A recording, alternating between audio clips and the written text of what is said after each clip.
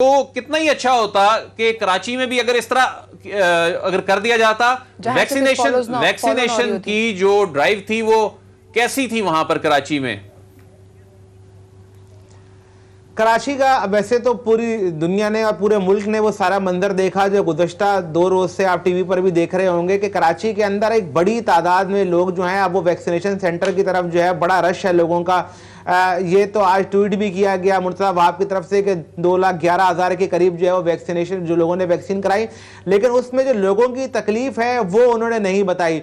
मैं अगर आपको ये बताऊं कि हफ्ते के रोज जिस दिन लगाया गया लॉकडाउन, लोग हफ्ते के 12 घंटे 13 घंटे लोग लाइनों में खड़े रहे, लोग मुश्तइल हुए, लोगों ने तोड़फोड़ की एक्सपो सेंटर के अंदर जो सबसे बड़ा मेगा सेंटर है जहां पर वैक्सीनेशन की जा रही है, और वहां पर सूरत हाल इस कदर बदनज़मी थी लोगों की कि बड़ी तादाद में लोग आ रहे थे, अंदर काउंटर्स कम थे।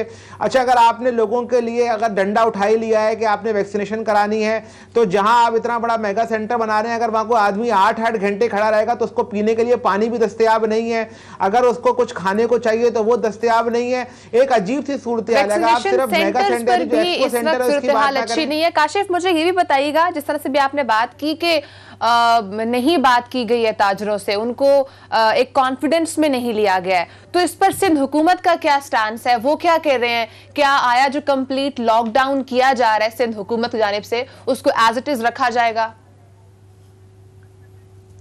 जो ताजरों का शिकवा है उनका कहना तो यह है कि जो कराची के जितने बड़े ताजिर हैं, जो जिनकी मार्केटें हैं, कराची में मुख्तलिफ एसोसिएशन है, कराची ताजिर इत्तेहाद है, कराची ताजिर अलायंस है, सिंध ताजिर इत्तेहाद है, उन्होंने गुज़श्ता कई दिनों से वज़ीर आला सिंध से मिलने का, मुलाकात करने का वक्त मांगा, लेकिन अभी तक वज़ीर आला सिंध ने जो ये कराची के ताजिर हैं, दुकानदार हैं, इनसे मुलाकात नहीं की है। अच्छा। जिस दिन जो लॉकडाउन लगाया गया उससे एक रोज़ कबल जो है वो मुलाकात दूसरे वज़रा ने यकीनी तौर पे की और यकीन दहानी कराई कि आपकी जो है मुलाकात जो है वज़ीर आला सिंध से कराई जाएगी, वो नहीं कराई गई। और ताजिर तो इस बात पे भी एतराज़ करते हैं कि जब जाके कैंपेन चलाते हैं दूसरे सूबों में इलेक्शन के हवाले से, तो उसमें क्या कोरोना नहीं फैलता और सिर्फ कराची में फैलता है, तो इस पर ताजिर काफ़ी खफा दिखाई देते हैं।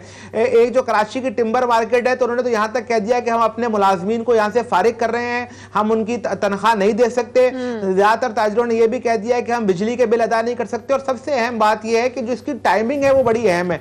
आज आप ये देखेंगे महीने का आगाज हुआ है, इस महीने के आगाज में ताजिर जो है अपने वर्कर्स को तनख्वाह देते हैं, तो उन्होंने कह दिया कि आप ये भी क्लियर कर दीजिएगा कि ये अभी कंप्लीट लॉकडाउन है, कंप्लीट लॉकडाउन है।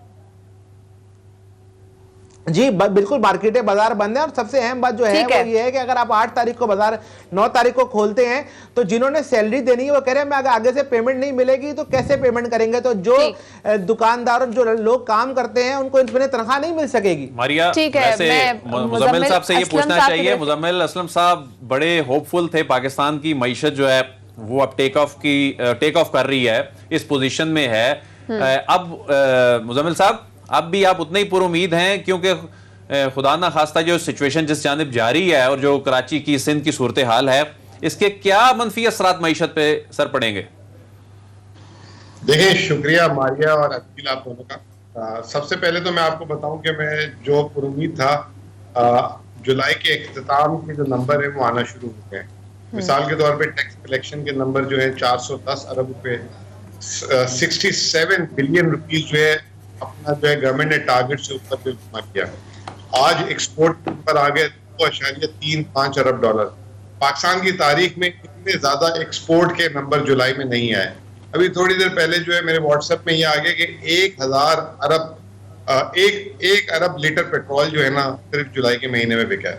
तो मईशत जिसे कहते हैं ना कि वो फुल टाइम जिसे कहते हैं तवाना और गर्म होके चल रही है।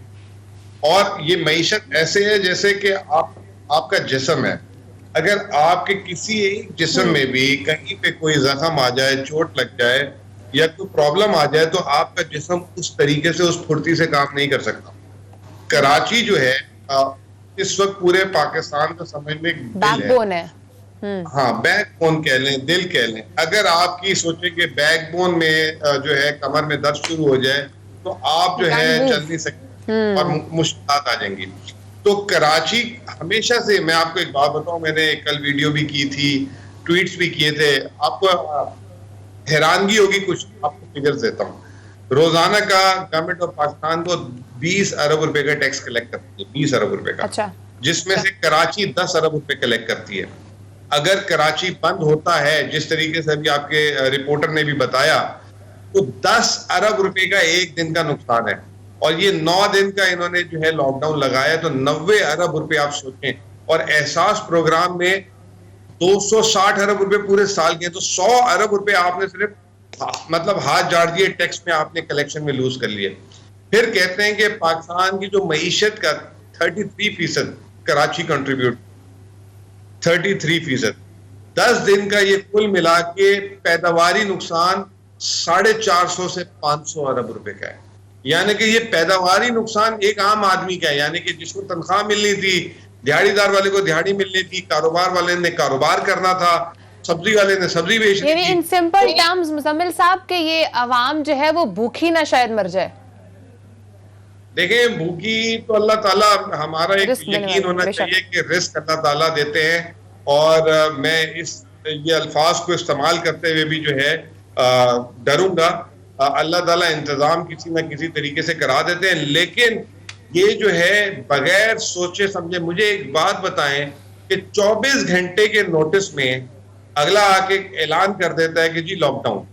ना कारोबारी को टाइम मिला, कारोबारी को छोड़ें, एक आम आदमी जो घर पे जो सारिफ है, जिसके घर में आटा, चीनी, दाल, गोश्त, मच्छी वगैरह, वो भी नहीं ले सका। मैं आपको लिटरली बता रहा हूं कि हमारे घर, जिनके घर में फ्रीजर्स पड़े हुए, सब कुछ पड़े हुए, हमें प्रॉब्लम हो रही है। हमें यहाँ पे अच्छा मुजम्मिल साहब, मुझे ये भी बताइएगा कि एक ऐसी स्ट्रैटेजी जिसकी पूरी दुनिया मुतरफ है और सबने, WHO ने भी कहा है कि जो पाकिस्तान की स्ट्रैटेजी थी वो बेस्ट स्ट्रैटेजी थी, अभी उसी पर विफाक की जानिब से इम्प्लीमेंट भी किया जा रहा है, तो सिंध हुकूमत की जानिब से उस चीज को क्यों नहीं समझा जा रहा, या वो क्यों नहीं उस चीज को फॉलो अप कर रहे, जो एक मानी जानी एक स्ट्रैटेजी है जिसको दुनिया कबूल कर चुकी है?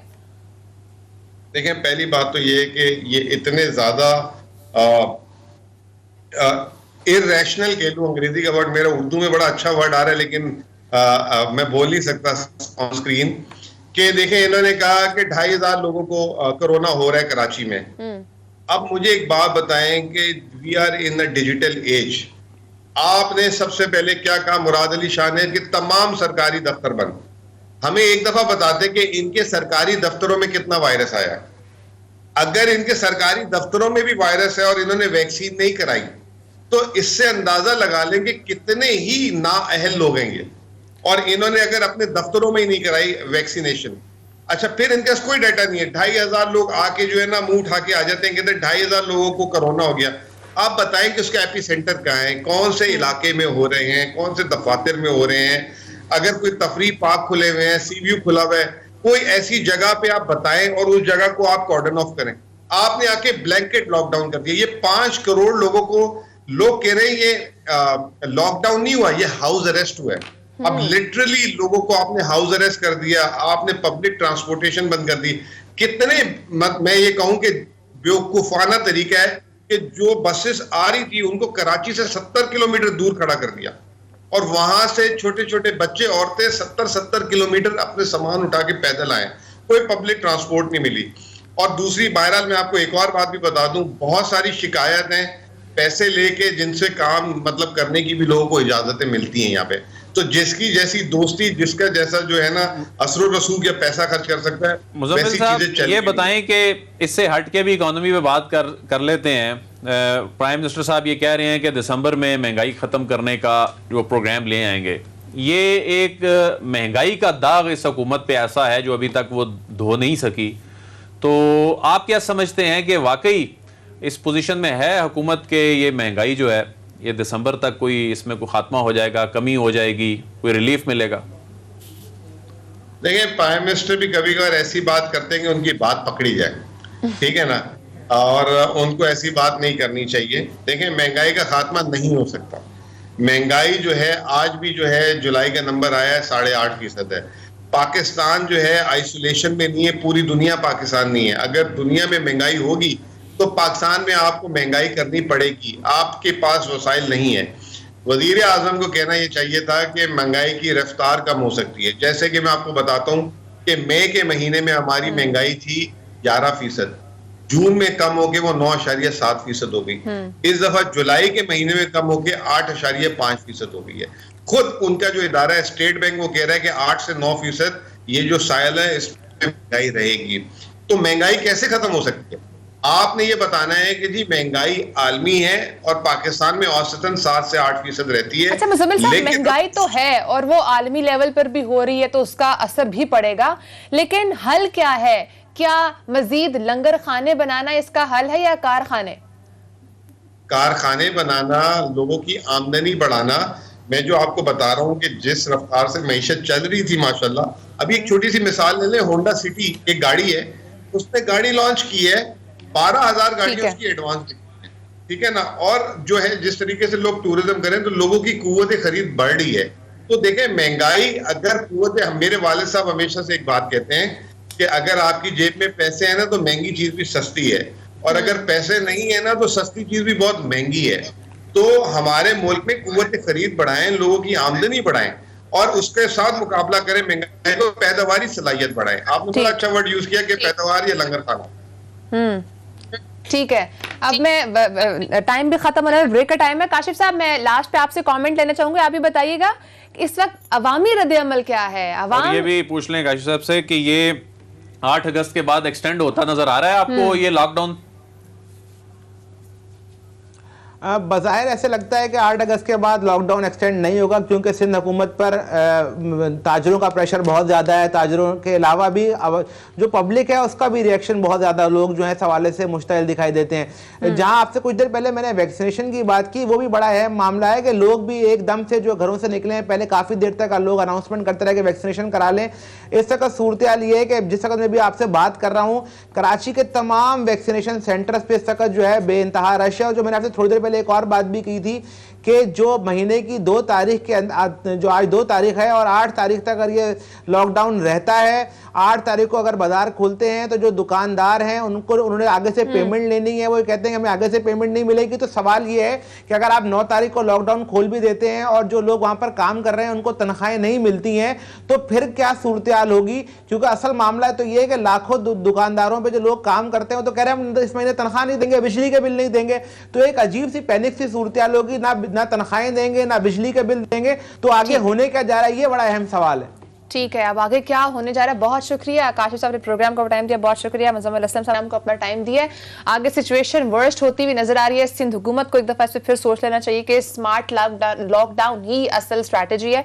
ब्रेक का टाइम हुआ नाज़रीन, ब्रेक के बाद हम बात करेंगे इस वक्त जो अफगानिस्तान में सूरत हाल नजर आ रही है, एक खाना जंगी का मंजर हम देख रहे हैं। हमारे साथ ब्रेक के बाद नाज़रीन अनस मलिक साहब भी मौजूद होंगे, इस वक्त तो काबुल में मौजूद है, उनसे पूछेंगे इस वक्त वहां पर क्या सूरत हाल है। हमारे साथ ही रहेगा।